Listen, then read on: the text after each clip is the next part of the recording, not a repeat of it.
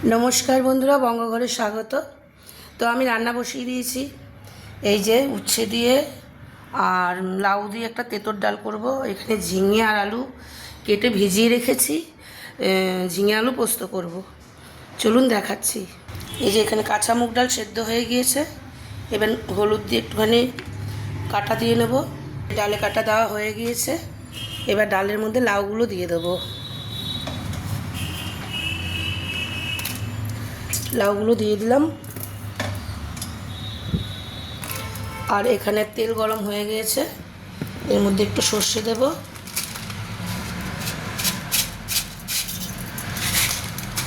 আর একটু তেজপাতা দেব। এদিকে লাউটা দিয়ে আমি আর একটু ফুটিয়ে নেব।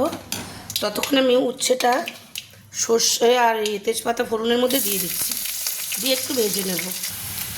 এদিকে উচ্ছেটা ভাজা হয়ে গিয়েছে, এবার ডালটা আমি ঢেলে দেব।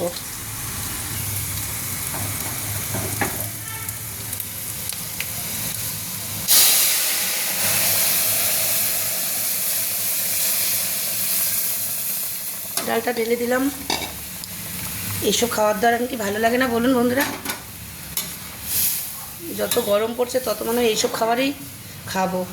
তো যাই হোক, রান্নাবান্না করে নিই, পরে আবার কথা হবে। এখন এই অবধি, আবার পরের ভিডিওতে দেখা হবে।